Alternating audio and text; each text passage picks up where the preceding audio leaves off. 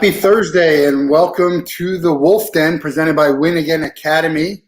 Win Again Academy and Mark Moyer doing some great things in the networking and informational space with sports and entertainment. Check out winagainacademy.com for more information. They had a great event with all Colgate athletes this past week, Donald Foyle and Daniel Green and some Olympic athletes.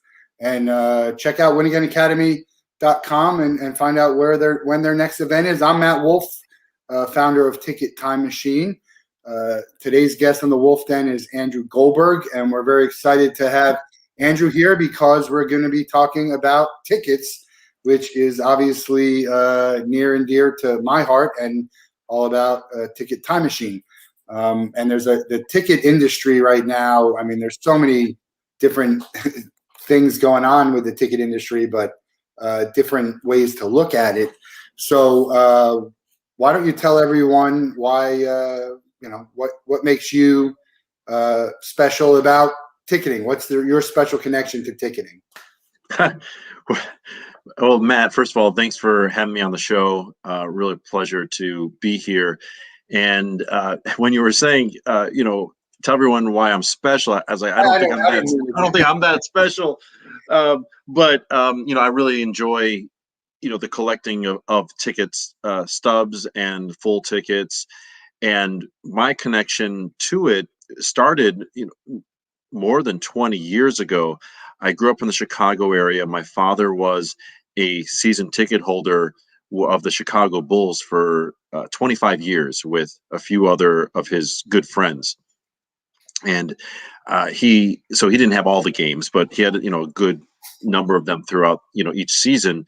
And I wasn't going to school, so I couldn't go on a school night, so I went to maybe 3 or 4 games a year. And this guy named Michael Jordan was drafted in 1984, and before that my favorite Bulls player was Artis Gilmore. Oh, wow. He had the same initials as I did, and he was tall. I was pretty tall. I liked to play basketball. I'm from New Jersey, so we know Artis Gilmore well. He played for the Nets also, didn't he? Yep. No, he was great. When people are putting together the all-time greatest Bulls teams, oftentimes he's not thought of, but I think, people probably should, put him in that starting 5 as the center. I collected comic books and I got sports cards just like a lot of other kids those days, and at that age. And at some point, I think it was probably certainly by the time Jordan had his 87-88 season, like he was special before that, and everyone in Chicago knew that. But in 87-88, he won the second contest. He was the MVP of the All-Star game, which was in Chicago, scored 40 points, which at the time was a record for an All-Star game, I think, or maybe it was just a couple points shy of, I think maybe Chamberlain had 42 or something like that. Yeah. He was MVP for the first time. He was leading the league in scoring for like the second or third time. He was Defensive Player of the Year. So he was just Mr. Everything. And, it wasn't just a breakout year. I mean, he was very, very good from the moment he entered the league. And I just thought to myself, I wonder if someone one day will be interested in a ticket from a game that Michael Jordan played in, just like at that time people would clearly be interested in a game ticket from a game that Babe Ruth had played in, as an example, amongst other great athletes of the past. Yeah. And so I started to keep some of the ones I went to, and when I didn't go to the games that my father did, I asked him if he would keep the games or keep the tickets. And I just, started to collect a few. And I estimate that by the time Jordan retired from the Bulls, I maybe had 60 some tickets. So not a huge collection, but not nothing. And I just put them away, didn't think about them for years.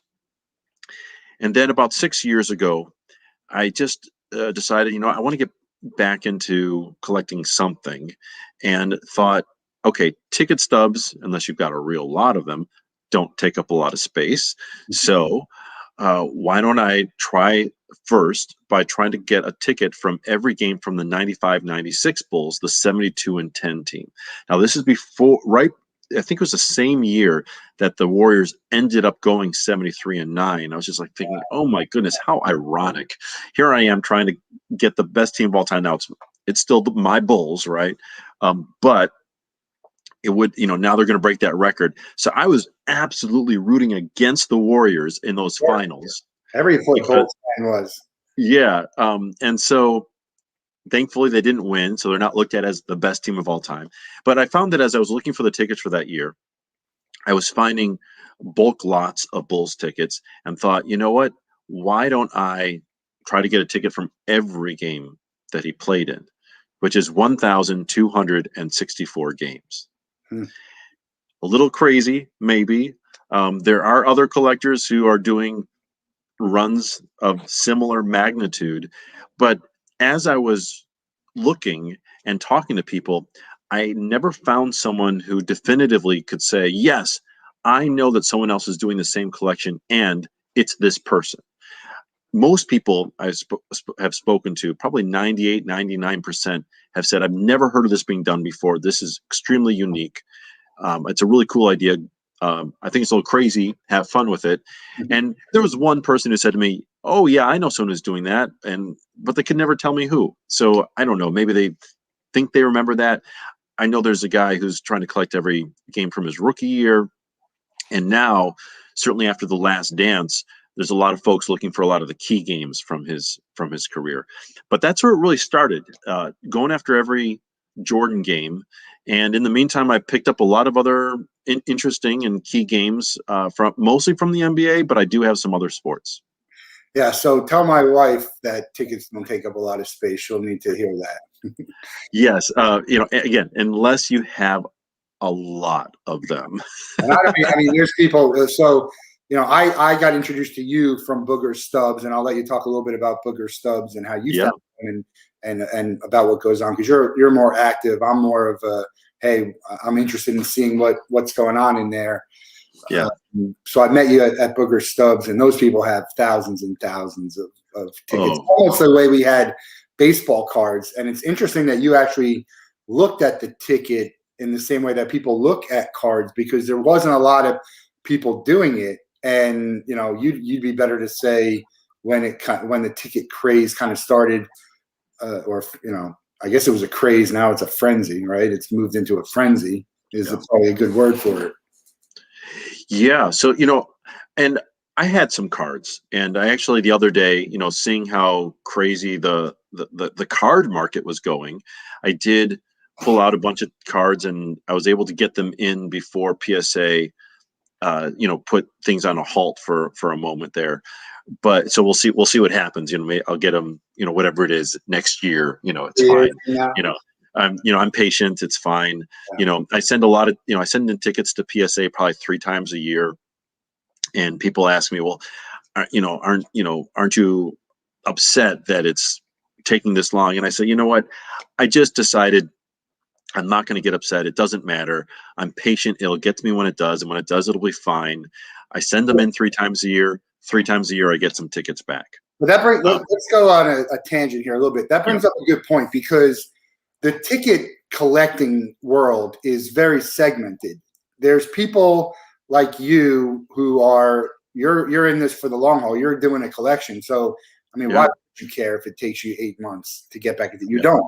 But there are people who are flipping tickets and buying them as investments, and a ticket and the craze that's going on right now, that 8 months, it could double in value, or it can be cut in half in value, depending on a lot of things. So, it's crazy how, and it's an expensive thing to do. It's not cheap to send something in. So I'm wondering why they're not expanding, but they probably like in some ways, they probably like the idea that they're wanted, and it takes a while. There was a good article that came out today. I think it was on ESPN.com, and it talked about this, the PSA announcement and the sort of ripple effect that it can have in the card industry in particular. I don't think it even addressed the tickets, and it's an investment, and you just have to decide what your risk is and what you're willing to do. And for me, that's why it's fine. Like I'll get it when I get it. I don't think it's going to take it doesn't take 5 years, so it's going to get to me. And when it does, I'll be happy. I'm not looking to flip. Generally, I have sold some things recently because of the craze, just to, kind of ride that wave a little bit. I'll sell some of my doubles, but I always collected doubles, especially of the Jordan stuff, with the idea that I'm going to run into people that are doing the same collection that I am, and that I'll be able to trade with them. Now, I haven't run into people doing the same collection that I'm doing, but people do want the key games. So I've been able to sell some key games, which has been good. It's helped my, cash position to be able to then go purchase some other tickets that I've wanted to have, that maybe I wouldn't have been willing to pay that price, previously. So, look, for some people who depend on it, let's say for a revenue stream, it's, I guess we're all learning something now. This is shown that it's riskier than it's been before. Yeah. And while some people may be doing very, very well, there's risks. So, hopefully it's more of an addition to, as opposed to, to put, food on the table. Right. So let's talk about Booger Stubs, because Yeah. that's a very good look into the ticket. I don't know if there's anything a better community to look into the ticket collecting world. And like you said, there's a lot of different types of ticket collectors and ideas. I mean, I posted something the other day and had like 10 different opinions on it. Yeah. So, curious to hear yours a little bit about that. But tell people what Booger Stubs is. How'd you find it? And I mean, it's crazy. To me, it's crazy to think that there's this many people, and I never even, and I'm in the ticket business. Yeah, I mean, well, Boogers, I found it just as I was trying to source, finding additional Bulls tickets. And I think I just found it by doing a search for ticket stub on Facebook, and found this thing called Boogers Ticket Stubs, where this guy founded it. Boogers was his father's nickname, who had passed away a few years previous, and this was to honor him. And it's got its rules, just like in regulations, just like any other Facebook group, so you want people to be nice to each other. But there's a lot of good trading and purchasing that happens there, selling. You'll want to, you might need, vouching for each other, so that someone will say, hey, can I get, someone to just speak for me? And someone will say, yeah, this person's, legitimate, because there's a lot of scammers out there too. eBay reviews. It's like, firsthand eBay reviews. Yeah, absolutely. And, I think especially when an admin or one of the moderators is able to, say, yeah, this person's been on here for a long time and they're legit, that's, goes a long way. I did a deal earlier this year where someone said, I just offered up, we don't know each other. Would you like me to ask for some, vouchers? And I did. And one of the monitors, moderators did. And the guy came back and said, wow, moderator, vouch for you? Of course, let's go. It's like, okay, yeah, like I have no ego about it. It's fine. If you don't know somebody, you don't know somebody. And I understand that. But it's been a great, source. There's new people joining all the time. So, people are always saying, hey, I just found these tickets at a garage sale or at an estate sale or wherever they just got a bulk lot of tickets from an eBay buy, but they only needed one ticket in that bulk. So they're looking to move the rest. So they put it up there, and it's usually, there's this sort of under or non-stated, but maybe it's become stated, sort of like Booger's discount, where I don't think it's even encouraged anywhere in like any of the rules or anything like that. But I've just heard that over and over again. Like, here's, because you're in Boogers, here's a little discount for you over what I would do, otherwise. And so it's become a nice community. Every once in a while, there's a bad apple that gets kicked out of the group. But it's been great for me. I still feel like I'm a newbie, to the group, even though I think a lot of people may look at me as a veteran with the group. But Well, it's You more know, of a collection, I think, than maybe the amount of time you spent on there. That would be my guess. yeah, yeah, maybe that's part of it. I mean, and with the Jordan collection, I didn't mention this before. I may have I haven't run into anyone who's said no, I probably do instead. I may have the largest Michael Jordan ticket stub collection in the world. Yeah. So not just the number of unique games, which I have about, I think I'm up to 969 unique games out of the 1,264. So I've got a lot of doubles. I got over 3,000 Michael Jordan game stubs. Yeah, that's crazy. It's awesome. I know there's a guy. You're at about 75%, right? And Yeah. there's a guy. The David Wright guy is about 92 to 93%. Or is he higher? Oh no, I don't remember. He may be higher because I think David Wright played more games, but were similar in percentages. But I joked around with him the other day. My money's on you. You're gonna complete it before I do. Yeah, I would think so. But it's tough. There's a lot of and we're going to talk about the Jordan stuff. But there's a lot of factors about trying to collect something like that. It's possible that you might never be able to do that. There might not be every single ticket there, and the ones that are there, you might find that someone else has a really strong connection with it. I have special tickets too, and short of life-changing money, I'm not getting rid of it. So Yeah. I had someone, ask me about a ticket that they didn't have when I posted about it, and I'm like, look, I can't give you this ticket. It's part of my, I have tickets that I can give you. I have tickets that I would sell you, and I have tickets that are off limits, and they're not even. They mean more to me than they do value-wise on the market. I mean, it's like trading cards and everything else. It's only worth what someone will pay for it, right? And so as you get closer, I'm assuming you'll up the ante a little bit more, right? For ones that are harder to find. Yeah, absolutely. And at this point, I have almost all the key games. There's just a couple key games that I'm missing from his career, but I have almost all of those. So unless I'm upgrading the condition to a better conditioned one, or I'm going from a stub to a full, I've got most of those. At this point, the nearly 300 that I'm missing, they just haven't shown up yet. It's not that the games themselves are that special. They just, for whatever reason, they just haven't shown up on the market yet. Yeah.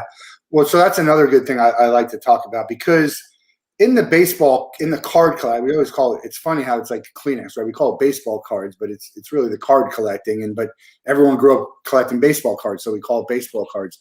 But in the card collecting world, pristine condition is what matters. It matters everywhere, but I understand that. I have a Wayne Gretzky rookie card. My brother actually has a Michael Jordan rookie card. Okay. And, it's in pretty good condition. I don't know what it would look like if it went to PSA, but again, I'm not looking to sell it or trade it or anything like that. You'd have to give me a lot more than what it's worth now for me to get rid of it.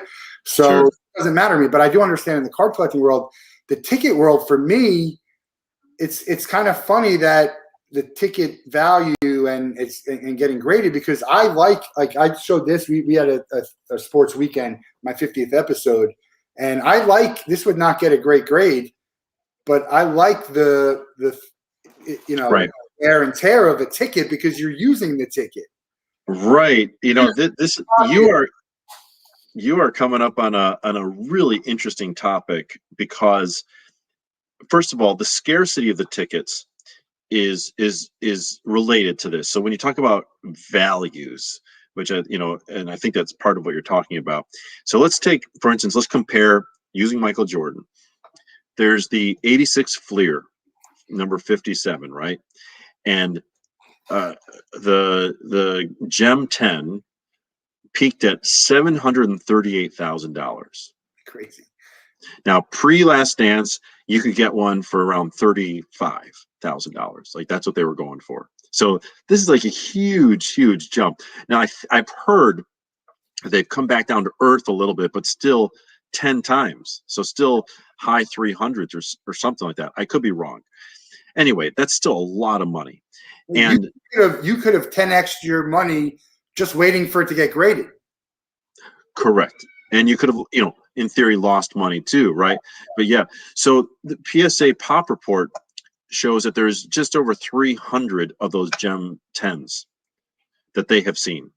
Now, overall, there's more than 17,000 of the card that they have seen. So if you want a copy of that card, any condition, all the way down to a 1, there's 17,000 out there. So it's findable. Like, you can get 1.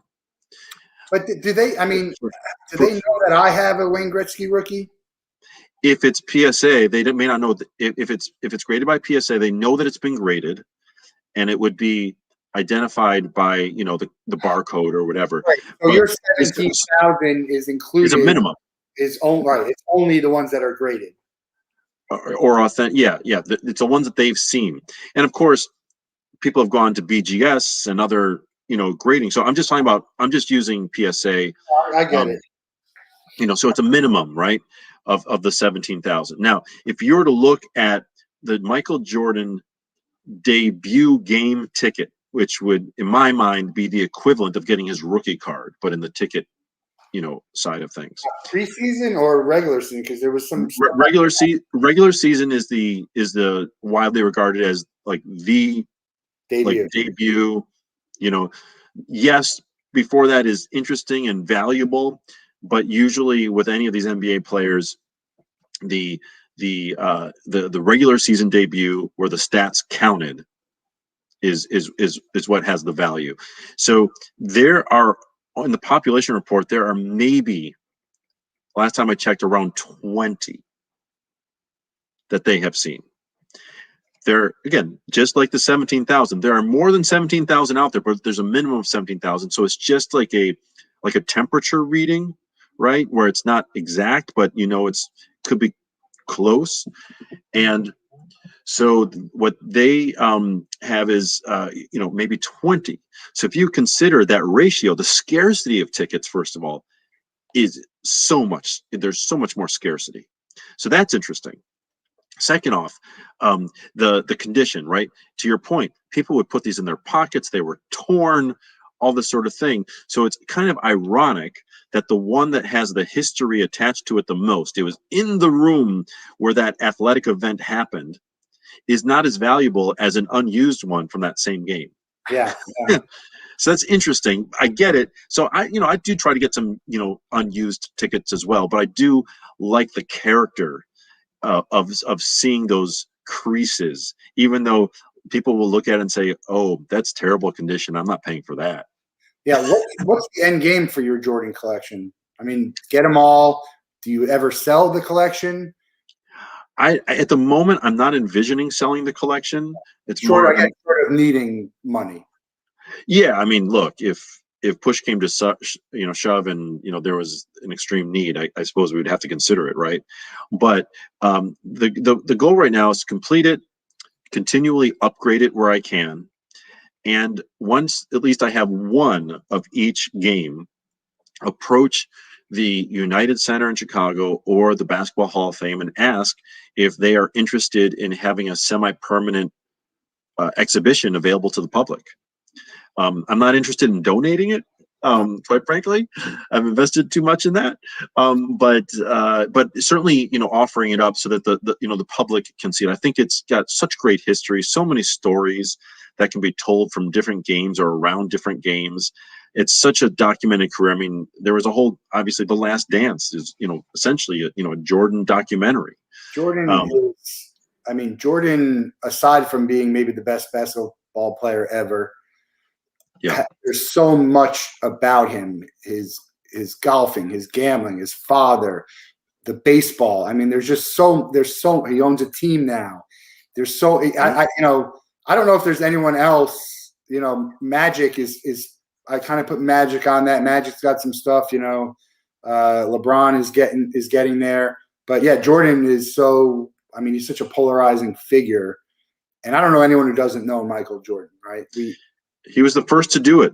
He was first to do so many things, and whether it was a stroke of brilliance or luck, whatever have you, but I think it goes back to certainly the Nike contract and to build, to have the wealth built.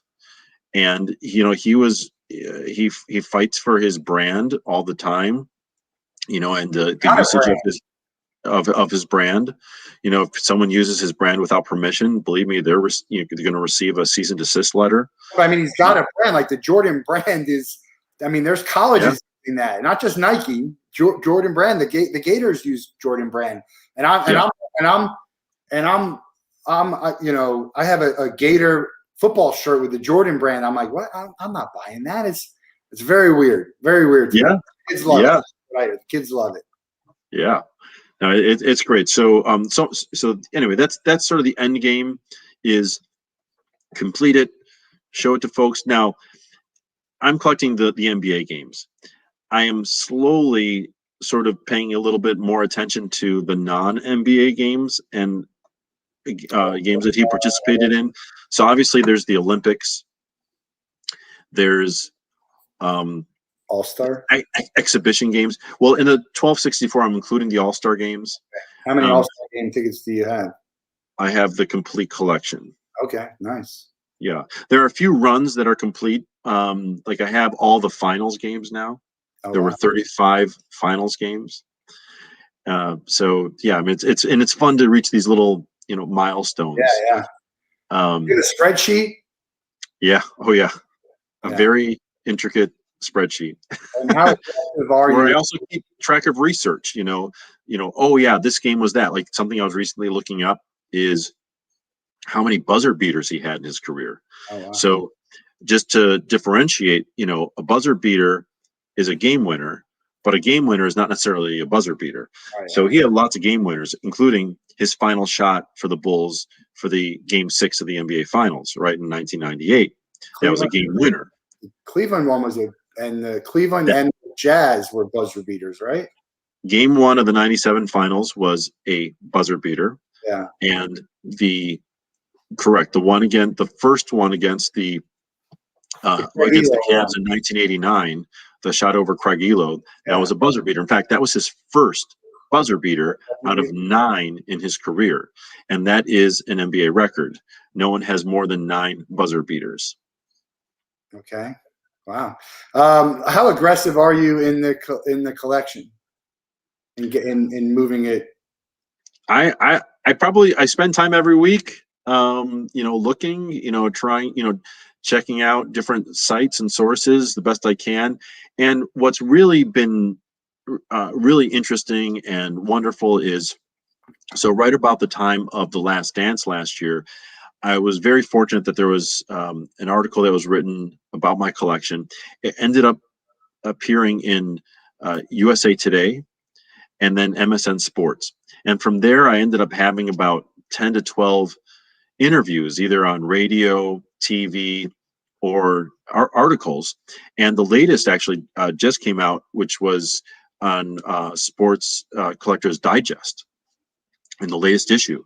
And I always include my email address in, whenever the writer allows it. And I will inevitably get emails from strangers I've never heard from. And it's, hey, I've got these things, or I've got these tickets. Do you need them? And the response is inevitably one of two. One is, if I do, or if I think it's an upgrade for my collection, or it's a good double to have for trade bait later, I'll say, yes, I could use it. And they'll say, okay, either how much would you like to pay for it? And sometimes they have a figure in mind, sometimes they don't. And then the second response is, well, what's your mailing address? I'll mail it to you. And so I've received a lot of free tickets, from generous people who, for them, it didn't have the same meaning as it did to contribute to this collection. And, sometimes it just fills a hole. Sometimes it's a really nice and valuable one. So I'll give you an example.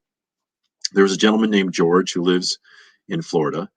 He contacted me and he said, hey, look, I really loved your article. I can relate to what you're doing because I used to try to collect a ticket from every Brett Favre start because he had that start streak. And I said, well, why did you stop? He said, well, I'm getting kind of old and I just don't think I'll complete it, before I'm and my kids aren't all that interested in this stuff. So I don't know. He was just clearly not feeling, motivated about it. Yeah. And so anyway, he showed me, he sent me some pictures, and he showed me a picture of a ticket from when Michael Jordan was on the Wizards and was visiting Chicago. It was a game I didn't have yet. And I said, I could use that one. I said, great, I'll send it to you. Oh, wow, thank you. That's very generous. So then he also showed me some pictures of some other tickets. It included the 3 home games, Bulls home games from the 1997 NBA Finals. And they were full, unused tickets. They looked to be in terrific condition. And so I said to him, I don't want, if you're ever willing to part with those, I would love to talk to you about it, because I was implying like, I'm not looking to just ask you for those for free because I know that they have, value. And he didn't say anything more about it. And then I got the ticket in the mail, the Wizards Chicago one, and 3 tickets were there. and then he sent the other ones. He sent those finals tickets. I couldn't believe it. So I quickly scoured through what I had, and I just sent him some Brett Favre start tickets. And he wasn't expecting those. So he was blown away that I sent those to him and said, you've inspired me to get back at the collection again. So that made me feel really good, at least about, getting it back going. So I sent these tickets off to PSA, and I think so the 3 home games, it includes game 6, which is the clincher. And I think I got graded a 9, which is really hard to do for an older ticket, and tickets in general. And game so 7, is that valuable? Game 6. It was a game 6, graded a 9. But you said, what'd you ask? It was 5, 6, and 7, right? No. So you're right. I was just thinking. You said they were unused. Yeah. I thought because I have Miami. Not a phantom ticket. No, these were 2 actual games. Yeah. Okay. I have Miami Heat ticket playoff books that were unused because they didn't get to those games. Correct, and that's not the case with these. These were, whoever had these tickets, either somehow they got through security in a way that they didn't have to have their ticket ripped, but they were in really good condition. I just don't think whoever had them, actually used them. Yeah. Because to get graded a 9 is pretty unique. Yeah. What if you're Vegas? What's the over/under on when you're going to finish this? Like, I have it in my mind. 12 years, 10 years. I have it in my mind that it'll take me another 5 years. Okay. I've gotten to 75, 76, 77%, in just about 6 years. And I'm just guessing that it's going to slow down, like a lot. Yeah. And so that's why I'm sort of putting it on 5 more years. Do you have any idea what your ticket collection of Jordan is worth? If you had to guess, not what you paid for it, what it's worth. I don't know. And, hundreds of thousands. I don't know. Once it's a complete collection, I think that it may hold more value as a complete collection than individually because of the time and effort that it takes to put into it. If someone said to me, here, I'll give you, whatever amount of money for it, and I say, well, no, actually, this is what I want, and they try to, haggle with me, I said, look, you can take 10 years to go find them if you want, or you could pay this. You have an idea you bought, and so you have an idea of like what's the one that's worth the most money. If you had to get rid of all of them but one, which one are you keeping? Or do you even not have yet? Well, I'm not getting rid of them, but to answer your question, a ticket that I think there's 2 tickets that I have that are likely to be the more valuable ones of what I have. And then I do want to talk about the debut, which I do, I'm looking for, right? But the other 2, the 2 that I want to talk about is, one is I purchased a preseason game from his rookie year, and it was a full ticket.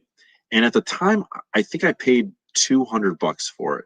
this was maybe 3 years ago ish. I thought I was overpaying for it, quite frankly, because preseason games aren't really as valuable. What I learned after I got the ticket and I did a little bit more research is that of his preseason games, his rookie year, only one was played at Chicago Stadium, the stadium, before the United Center. Yeah. And it was, so I sent it off to get graded, and it got graded, I think, a 6. Again, very good for, a ticket, especially a full ticket. So, but it was the only game at Chicago Stadium that year. And so it was his Chicago Stadium debut. Now, I didn't have that insight when I bought the ticket. Again, I thought I was overpaying for it. With the explosion of the tickets and the valuations that are happening now, I don't know exactly what it would be.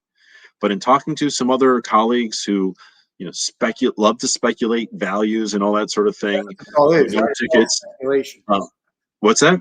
I mean, the whole industry is speculation. Absolutely. Yeah, absolutely. Especially, that's exactly right. So maybe it's worth 10,000 or more. I mean, I think it's pretty special. It's a red ticket. It's Bulls red. It's full. Again, it's rated a 6, and it's the first time he put on the number 23 in the stadium, which I think is pretty cool. I think it's pretty cool. And if you go on to the population report, I think they only have seen 2 from that game. One's a full, which is mine, and one is a stub. So it's, when you talk about scarcity, that's pretty scarce. So maybe it's more. I don't know. Maybe it's less. I don't know. But anyway, I was on a webinar, and Darren Ravel was on there too. But Ken from the auctions, Golden. Yeah, he just casually pulls out a Honus Wagner. Just, casual. Here's my Honus Wagner, and it's like a 1 or a 2, but it's like, who cares? That's a scarce ticket.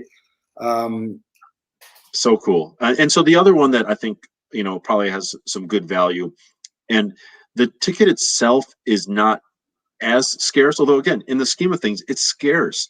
There's I don't remember what the numbers are, but there could be 50 to 60 of them on the PSA Pop report, which is his final game as a Bull, game 6 of the 98 finals. I have one where he signed it. It might be I think it's one of 2 that are on the Pop report as being autographed. The autographed was graded a 10. The ticket has an authentic. The ticket is not actually graded. So I'd like to think that ticket, again, as being his final game, clinches the 6th championship, and it's signed by him with an autograph graded at 10. I feel like that's got to be pretty valuable. How'd you get the autograph? You bought that ticket? That one I bought autographed like 3 or 4 years ago. And so, it wasn't cheap at the time, but compared to today's prices, it was cheap. So how do you start this? Do you say, I put X amount of dollars into this thing and I'm going to buy? Or do you say, I put X amount, a lower amount, but I have this stuff that I'm going to sell and trade to fund it? I mean, I don't need particulars, but I want to get an understanding of how much of this is you throwing money at it and how much is you're kind of like, trading up. Because my friend Oishik he's very good at trading, more cards than tickets, but very good at finding what might be in value, finding good deals, and then trading up. So having like 3 really good ones to trade up to that one good one. I've done a few trades here and there, but most of the trades I do, I'll put in quotes in the sense that it's like I've sold something, so now I've got cash, now I can go buy something. Yeah. So but I used to also collect comic books. I sold most of those, and I sold some other things. So I built up some cash from selling things, and then really have essentially self-funded. It's been self-funded in that way. So I haven't, gone to my paychecks, to do this. I really wanted to. It was important to me to keep this as all separate as a hobby, and not go into my savings and and have my wife say, why is there money missing? I want to stay married. Hard to do that. That's very impressive. Part of it. Well, and there are times where, it's just everyone has to have their limits on what they're willing to pay for something. I'm no different. And so, yeah, it's all, funded within itself. So, in this sort of craze, I've sold a bunch of tickets. I've brought some cash. So now I've got some cash that I've now spent on some other things that I wanted to buy. And again, all funded within itself. But I mean, look, I talk about this scenario all the time. There's a difference between someone offering me money and hypothetically, and then you put a bag of money on the table. And if someone hypothetically offered you $10 million for your collection, you're going to do it, right? That would be very difficult to refuse. Like, that's what I say is, like, I have these memories, and I posted today about my Jackie Robinson autographed balls that my dad gave me, and I have I have a signed Tebow baseball with Pete Alonso, and so I got some stuff that's very valuable, maybe even more valuable to me than it is to other people. And I just say, short of life-changing money, I'm not going to get rid of it. So let's say it's worth $10,000, you could pay me $50. I'm not going to do it. But if you pay me $5 million, that's life-changing money. I'd have to think about it because the memory's here regardless. And right. And with that kind of life-changing money. So it's funny the way people are, in collecting. And there's so many different types of collectors too, that not everyone is in it for the money. If you're not going to sell your stuff, you've invested a lot of money in getting it authenticated, and that's part of the hobby. So it's not a cheap hobby, right? I don't to send stuff and get them authenticated. No, it's not cheap. And so that's part of what gets funded also from selling some things is, just the upkeep of the collection, getting things slabbed, the postage costs, all that. It all costs something. The money has to come from somewhere. So I want to talk a little bit about how this relates to Ticket Time Machine and kind of in Booger Stubs, because you're in a unique situation here, and I actually think that you're not necessarily the market for Ticket Time Machine in some ways, because you're looking for authentic tickets. Yeah, I'm looking for tickets that got you in the door, right? Or could have. Yeah. And people said, hey, if you didn't get you in the door, it's not a ticket. I would argue that. I bought from the Reds that ticket on the Reds, and it's here it looks just like a real ticket, but they stamp souvenir on it, and it says there's a souvenir code on the front. If you were missing a ticket with Jordan and this is the only thing you could get, would you buy it? See, I believe that all the tickets exist and that I'll be able to find it eventually. So even if it takes longer, I think I'll find it.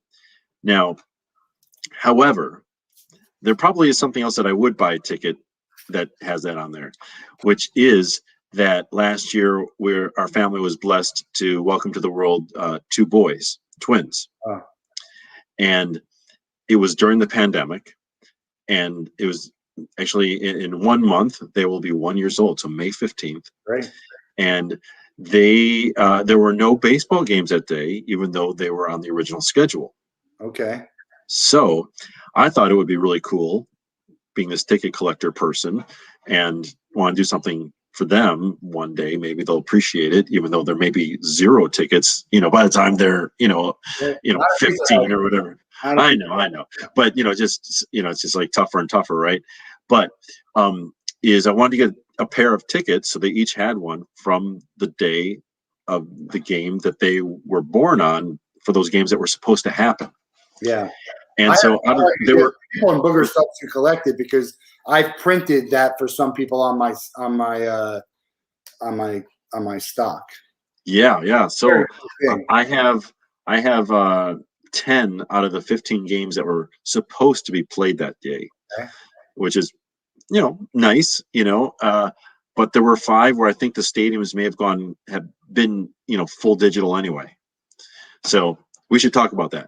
Yeah, because anyone who's full digital, they still have stock. Everyone has stock. They might not be reordering their stock like in the course of back in the day, the Mets would order 1 million pieces of stock, and it might put it over 2 seasons, depending on attendance. You just make sure that the offer on the back doesn't expire, or there is no offer. It's just a brand. And so nowadays they have it. I've had people send me stock to be, hey, can you print on this? And I if it's not connected, it's very difficult. I haven't been able. I did kind of once, but it's not going to be anything you want to collect. I think you'd be better off just having me. What we're working on is putting a ticket that looks like this. Where it's nondescript, but it's it's got a baseball theme, and it's a 4-color. It's nice, and you put it on because there are there's Ticketmaster tickets out there that don't have anything. They're not team branded, and tickets that aren't team branded. So again, it comes down to what type of collector are you? Are you looking to sell it? Because I'm not looking to I'm not doing what I'm doing to that people are going to sell. And I would say for myself, as a collector, I've collected things since a young age. I would say that I always had in my mind when I was collecting that one day there's a good chance I'd be able to sell what I had, so my collection would be free. Like my whole experience would be like free, so to speak. Even though I was putting money into it or buying them. And I would say in probably most cases it's probably pretty close to accurate, actually. So there was sort of this enjoyment factor of thinking, hey, I'm doing a free hobby, even though I'm spending money here. But when it comes to like the tickets for my kids, I mean, that's more commemorative, Did we lose you? If it's not the actual ticket from the game because it didn't exist, if it exists, I'm going to want to try to get the one that existed. But if they don't exist anymore, then I mean, that would be a fine way for me to sort of fill out what's missing. Well, what about the devil's advocate side of it that says two things? One, you didn't go to this game. It's not your ticket. You didn't experience this. You're collecting it. And the other one is it's a ticket that wasn't even used to get in. It could have been, but it wasn't even used to get in. So, how do you define a ticket and a ticket that's worthy of a collection? I mean, PSA will rate it. It doesn't matter. And PSA will grade anything, right? I mean, they don't care one way or another. Whether you went in, whether it's a sub, whether it's someone else, they don't care about that. That's not what their job is to do. But it is cool to see the PSA stuff that says, Michael Jordan debut or, it is Craig Biggio cycle. I love that about it. I love it too. And it's a good way to store the tickets, for a long period of time. They'll be in better condition. You still need to keep them out of the light, especially sunlight. Because, and, I try to keep them in boxes. This is so I use real thermal tickets, which is what most of your stocks are on. And so this is what it looks like. It was in my car. I picked it up for myself. But I kind of like it. I mean, I like this. I like the character of it. Yeah, for sure. Yeah. But, I mean, I think that especially because I know that the tickets do exist. It's just a matter of time that I'd probably be really hoping for those official tickets, that either could have gotten you into the game. Now, again, when it comes to the ones for my kids, you could make a case to have it all commemorative in some way. I think the character of having those original designs make it visually very appealing because they are, fun and different. What if I replicate it? I mean, I'm going to be doing business with the Bulls someday, and there's going to be an opportunity to replicate the ticket design and print whatever you want on that. I mean, what would that look like for your collection? Well, I mean, you're talking about tickets moving forward or going back? Back. Oh, a Jordan ticket that you don't have on a Bulls stock has Bulls logo, and you wouldn't. If I didn't tell you, you wouldn't have any idea. It would probably be the equivalent for me of a comic book that's got a first printing and a second printing. Yeah. The first printing is going to be more valuable, and maybe more meaningful in some way because that's what it was. And then the second printing, the third printing, etc., is exactly that. Now it's going to look identical. It's going to feel great. It's going to have remind you of the same story.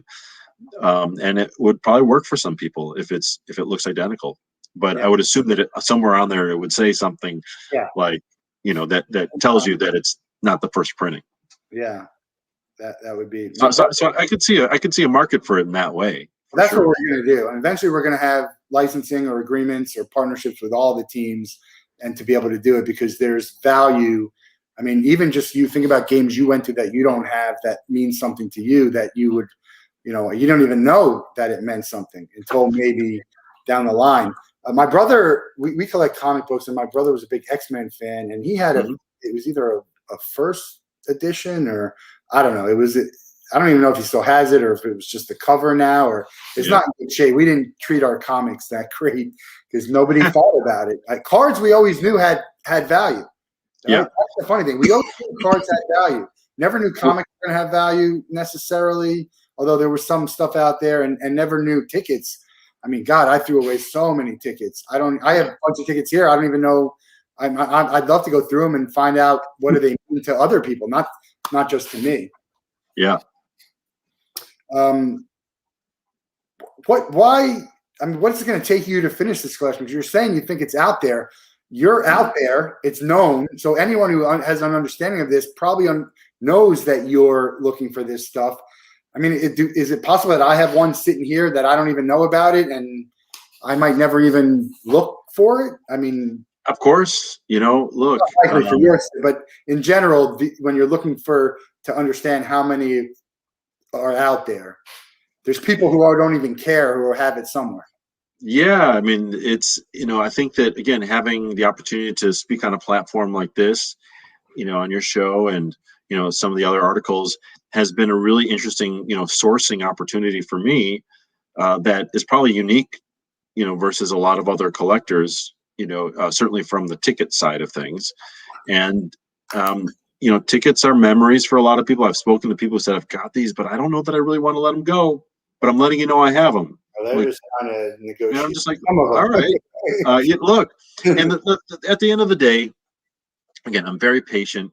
And if someone says, look, this has emotional value for me, if they're open to accepting an offer, I'll make one.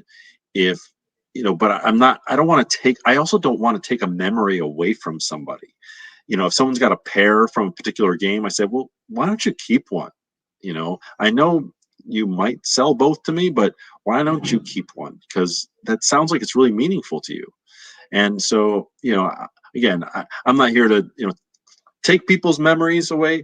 I do want to complete it, but hopefully there's a good middle ground too. Well, look, memory. We're selling memories is what we're doing, and you're buying memories and collecting memories. It's a little bit different because some of it's memory, some of it means stuff to you, and some of it's just the thrill of the chase and the actual. It's a hobby. Yeah. It's a hobby. Like I don't know how many games I actually watched on TV. Yeah.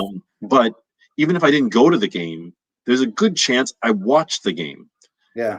And so it's got meaning in that way. Like I never saw Michael Jordan play at a visiting arena. So all of those, of course I didn't go to them, but I probably watched a lot of them, and I probably watched all of the playoffs. Well, let's think about outside the box here to try and help you in this. The obvious question is, have you reached out to Michael Jordan and his team? I have not. And there's a part of me, first of all, I don't know how to do that. And there's a part of me that suspects that, there's so many collectors of his things out there. I'd just be another one of those collector people. I can. I mean, in the order of uniqueness and scarcity, I would say you're probably going to be at the top. The second idea I have is, have you reached out or thought about doing any type of advertising or promotion in the Chicago area, whether it's a newspaper, a magazine, with a team, and on the message boards? I'm assuming you've gone to the message boards. That's a no-brainer. I've tried some of that. I haven't done the pay stuff. I've tried. I did at one point call to find out what classified ads cost, and I was surprised at how much more expensive they are. And I just decided, you know what, I'm not going to go that route. I'm going to continue this grassroots route, and it's done well for me, and that's great. I'm sure there's a part of me that will be excited and yet sad. I don't know if I'll be sad when the collection's complete, because now the hunt's sort of over. But again, there's all these other exhibition tickets, and I don't think we even talked about all the his brief stint in minor league baseball. I mean, there were over 100 games there that are really hard to find. Yeah, it's I know, I get it. I think there's got to be a way to advertise to Bulls fans in a even Facebook ads. Bulls Jordan ticket. I mean, there's, it could $10 you could probably get. I bet you'll find a ticket just by doing that. Yeah, I think there's definitely a good shot of that. But I've also had some good luck with, for instance, I'm a season ticket holder of the Miami Heat, and I developed I have a really good relationship with my account representative. They introduced me to like the PR team there, and they've actually run a couple articles about my collection there. Oh, that. Yeah. It's well, I like to do some fun stuff, some rapid fire as we close. Okay. If you had to scrap the Jordan and start another collection for someone, non-Bulls, non-Jordan, what would it be? For tickets, Walter Payton. Payton? Yep. Okay. That would be probably tough too. But they, but we know they exist, right? Because who is? Give me the four. If you could get 4 tickets, again, non-Jordan. Give me 2 tickets that you would want because of the value of it, and 2 tickets you would want because they're just like the coolest thing. Sometimes that's one and the same. Yeah, could be. I love the idea. I would love to get like a Wilt Chamberlain debut or the 100-point ticket game. We had a guest who has the 100 ticket. Oh, that'd be very cool, right? I'm sure I can't afford it, but that would be very cool. It's Neil Serra. He's actually, I introduced him to Booger Stubbs. You've probably seen his stuff. He takes the tickets and puts them into really cool artwork. Oh, wow. Okay. And then I would love to, and I know they're findable. I'd love to get a really nice Game 7 from when the Cubs won the World Series. Yeah, that'd be pretty cool too. You know what I want, and I know Darren Rovell just bought it. I want the Ferris Bueller's game. That's what I want, the Ferris Bueller game. I have one of them. So there's technically 2 games. Right. One that they played a game and one that they filmed, right? Correct. The one that was like on the TV. Yeah. And then like one, that they filmed at or something. Yeah. What do you have? I don't remember which one I have. They're not cheap. I mean, he probably paid like $10,000-$12,000 for this thing, I think. Oh, I got these a few years ago, so it definitely wasn't that. Yeah. So everything's crazier now. Yeah. Is there going to be a crash? I mean, is this market going to crash? Is it going to be unaffordable? Is it because that's why people do it in some respect. I mean, you would never start this collection now. I don't believe that the ticket industry or collecting industry or sector has fully matured yet. Now, it may take this sort of rise of interest now, come down a little bit, but not to where it's been, and then slowly, steady, continue to climb. I don't think it's going to go lower than it's ever been. Yeah. I think that if anything, it's just bringing more attention to it, and over time, it's going to continue to rise. Because when you look at the scarcity, I mean, if I'm a card collector, I get it. There's cards. It's that Jordan looks great in that photo, and all that sort of thing. But if you think of tickets as a scarce insert, then that's pretty cool. Like if you want a really rare piece of Michael Jordan, a memorabilia, they're pretty awesome. If you had to start collecting all the game tickets now, who are you going? Zion, Luka, someone else? Greek Freak? I don't have that kind of connection with a lot of the newer players. Jordan was very special, not just because it was him. I lived there. I saw him play live. I don't know that I would, if I were starting today fresh and let's say Michael Jordan didn't exist, I don't know that I would. Yeah. I probably know the answer to this. Have you ever met Michael Jordan? Not really. Yeah. And the reason I'll say this is I one time I was at a gathering at a house that was in his neighborhood before he moved to the big mansion that's, infamously on sale for so many years. Yeah. And I had to walk back past his house to go catch a ride somewhere. And there was a game that day. It was the 1993 finals. And I was actually going to the game. So I was going to get my ride. And I walked past his house and a car was pulling out of the driveway. The passenger window comes down. I see his wife in the passenger seat, and I hear what we all knew as the voice, because everyone knew what Michael Jordan sounded like. Yeah. And he said, and I was a kid in college at the time. Okay. So, and he said, "Can I help you, sir?" I was speechless. I couldn't say a word. I just kind of waved for him to go on. Like no, I'm not here for anything. Like, go by. Window went up and he took off. So have I met him? Not really, but I guess he spoke to me once. Speaks to us all on a daily basis. So the question I always I let people go on is, you have to pick one person to meet and spend 24 hours with. You can't be related to him. They have to be alive. Obviously, your answer is Michael Jordan. So what will you be? Because we're going to make this happen for one of our guests. And surprise, I don't know that he's that unattainable. He's probably more attainable than some of the other people because, a lot of this stuff, just like the tickets, it's just a matter of how much you want to pay to do it. And I aim to either have that money to do it to offer, or have the the celebrity aspect of just access to it. So I gotta assume it's Michael, right? That's your answer? Someone else? It would probably be someone like him, either him if it were an athlete, or if there are musicians that I would love to spend time with that I think would be very cool. You would pick that over Jordan? I mean, you could pick one. They could be anyone, any sport, they don't even have to be an athlete, a singer. It could be a politician. It could be, who knows? Yeah, that's it's hard to say there's just one, but yeah, let's use him. All right. Well, I wouldn't like to meet Jordan. You're playing basketball with him? I would love to. Yeah, that'd be great. What's that? 4 hours. What are you doing? I mean, if I'm with Jordan, I'm playing golf, basketball, and I'm pitching to him. Yeah, sure. All that sounds good. I won't do card games for money with him.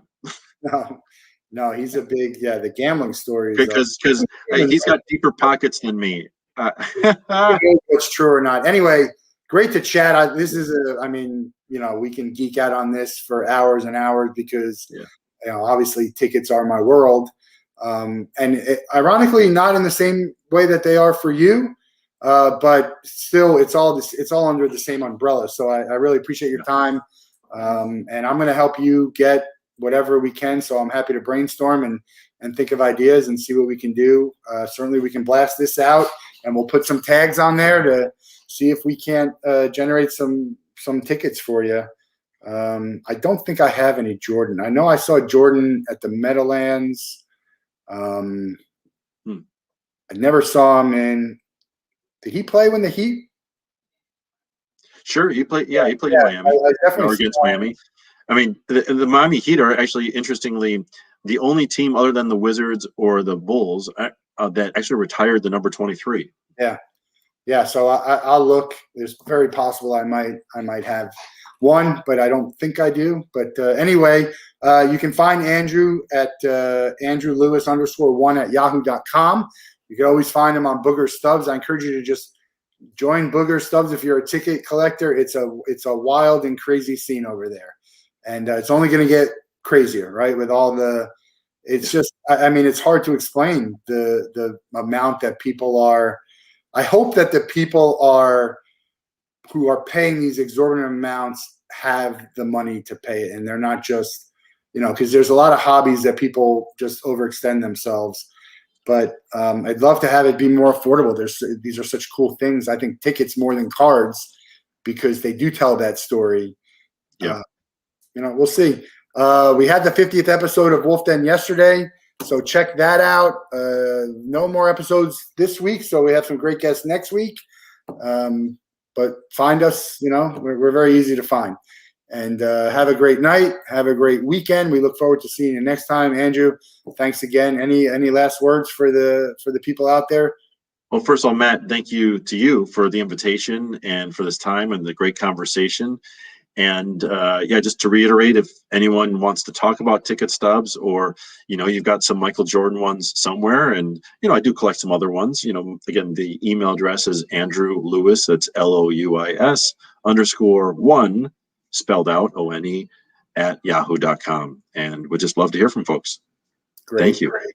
All right, Andrew. We'll talk to you soon, and we'll have you on when you get a bigger chunk of that collection. We'll have you on again. Oh, that's great. I look forward to it. All right. Thanks. Have a great one. You too. Take care.